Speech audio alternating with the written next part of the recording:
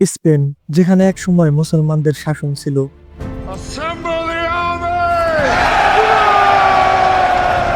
আজ সেই স্পেনে মাত্র ৫% মুসলমান বাস করে, আর সেখানে সবচেয়ে বেশি জনসংখ্যা খ্রিস্টানদের। কিন্তু কিভাবে স্পেন একটি মুসলিম দেশ থেকে খ্রিস্টান দেশে পরিণত হলো, চলুন জেনে নেই। সপ্তম শতাব্দীর শেষের দিকে, যখন উমাইয়া খিলাফত তার শীর্ষে ছিলেন এবং দুরন্ত বিস্তার লাভ করেছিল, উত্তর আফ্রিকা, মধ্যপ্রাচ্য এবং মধ্য এশিয়া এলাকাগুলো তখন মুসলমানদের অধীন চলে এসেছিল। এই সময় মুসলমানদের দৃষ্টি পড়ে আইবেরিয়া উপদ্বীপের উপর, যাকে আজ আমরা স্পেন বলি। সেই সময় স্পেন শাসন করছিল ভিসিগথিক রাজত্ব, যারা ৫ম শতাব্দী থেকে এই এলাকা শাসন করে আসছিল। কিন্তু এদিকে তাদের রাজত্ব খুব দুর্বল হয়ে পড়ছিল, কারণ রাজা ইউজিটার মৃত্যুর পর ক্ষমতা দখলের প্রতিযোগিতা তাদের মধ্যে গৃহযুদ্ধ শুরু হয়ে গিয়েছিল। আর এটি মুসলমানদের জন্য একটি সুবর্ণ সুযোগ ছিল। এই সময় উত্তর আফ্রিকা বনু উমাইয়ার গভর্নর মুসা বিন নুসাইর স্পেন জয় করার জন্য ৭,০০০ সৈন্যর একটি বাহিনী পাঠান, এবং এই বাহিনীর সেনাপতি ছিলেন তারেক বিন জিয়াদ। তারেক তার সৈন্যবাহিনী নিয়ে নৌকায় করে জিব্রাল্টারে পৌঁছান।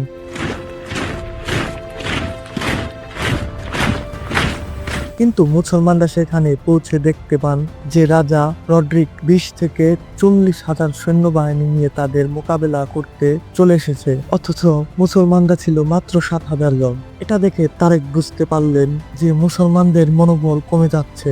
একদিকে ছিল রড্রিকের বিশাল বাহিনী, আর অন্যদিকে ছিল সমুদ্র। এই মুহূর্তে তারেক বিন জিয়াদ তার সৈন্যদের নির্দেশ দেন যেন সব জাহাজ পুড়িয়ে ফেলা হয়, যাতে কোনো মুসলমান যুদ্ধ ছেড়ে পালাতে না পারে। এরপর যুদ্ধ শুরু হয়ে যায়, আর মুসলমানরা অত্যন্ত সাহসিকতার সঙ্গে লড়াই করে এই যুদ্ধ জয়লাভ করে।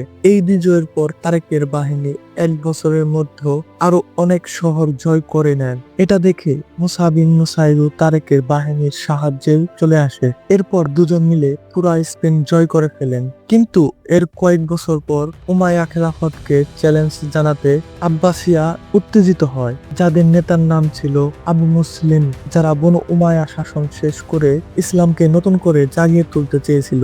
আব্বাসিয়া ছিলেন হযরত আব্বাস রাদিয়াল্লাহু আনহু এর বংশধর, যিনি নবী মুহাম্মদ সাল্লাল্লাহু আলাইহি সাল্লামের চাচা ছিলেন।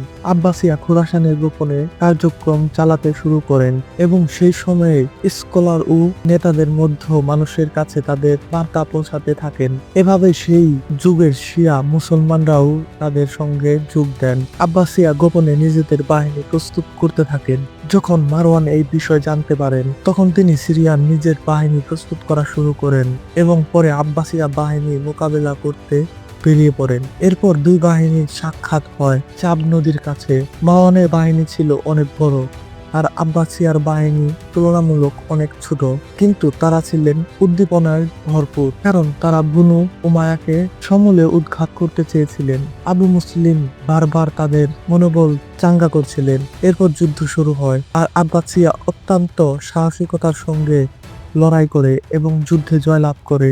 এরপর মারওয়ান যুদ্ধক্ষেত্র ছেড়ে মিশরে পালিয়ে যান, কিন্তু আব্বাসিয়া তাকে ধরে হত্যা করেন। এরপর তারা দামেস্কের দিকে অগ্রসর হন, যা সেই সময় বনু উমাইয়ার রাজধানী ছিল, এবং সেটিও জয় করে নেন। এভাবে আনুষ্ঠানিকভাবে আব্বাসিয়া খিলাফত প্রতিষ্ঠিত হয়। এরপর তারা বনু উমাইয়ার সকল সদস্যকে একে একে হত্যা করা শুরু করেন, এবং যারা আহলে বাইতের উপর জুলুম করেছিল তাদের কবরও খুঁড়ে ফেলা হয়, যেমন মুয়াবিয়া ও ইয়াজিদের কবর। কিন্তু এই দুটি কবরে শুধু হাড় ছাড়া আর কিছুই পাওয়া যায়নি। এটা দেখে আব্দুর রহমান, যিনি পূর্বাঞ্চলে বনু উমাইয়ার একজন শাসক ছিলেন, স্পেনের দিকে পালিয়ে যান, কারণ সেই সময়ে স্পেন মুসলমানদের সরাসরি নিয়ন্ত্রণে ছিল না। আব্দুর রহমান সেখানে পৌঁছে নিজেকে স্পেন খলিফা ঘোষণা করেন। এভাবে এখন উমাইয়া খিলাফত শুধুমাত্র স্পেনের মধ্যে সীমাবদ্ধ হয়ে পড়ে। আব্দুর রহমান স্পেনের নাম পরিবর্তন করে রাখেন আল আন্দালুস। এই স্পেন আব্দুর রহমানের অধীনে আসেন। স্পেন উন্নতি করতে শুরু করেন। এই সময় স্পেন কর্ডোবা শহরে সারা পৃথিবী থেকে মানুষ জ্ঞান অর্জনের জন্য আসতে শুরু করে, আর এখান থেকে বহু বিখ্যাত বিজ্ঞানী গড়ে ওঠেন। এই সময় বিজ্ঞান, বীজগণিত, গণিত ও পদার্থবিদ্যা নিয়ে গবেষণা শুরু হয়। কিন্তু কয়েক বছর পর কার্ডোবায় মুসলমানরা টুকরো টুকরো হয়ে বিভক্ত হয়ে পড়ে, কারণ মুসলমানরা যথারীতি ক্ষমতার জন্য নিজেদের মধ্যে লড়াই শুরু করে। এই সময় উত্তর স্পেন খ্রিস্টানরা শক্তিশালী হয়ে ওঠে এবং পুরো স্পেন জুড়ে বিস্তার লাভ করতে থাকে।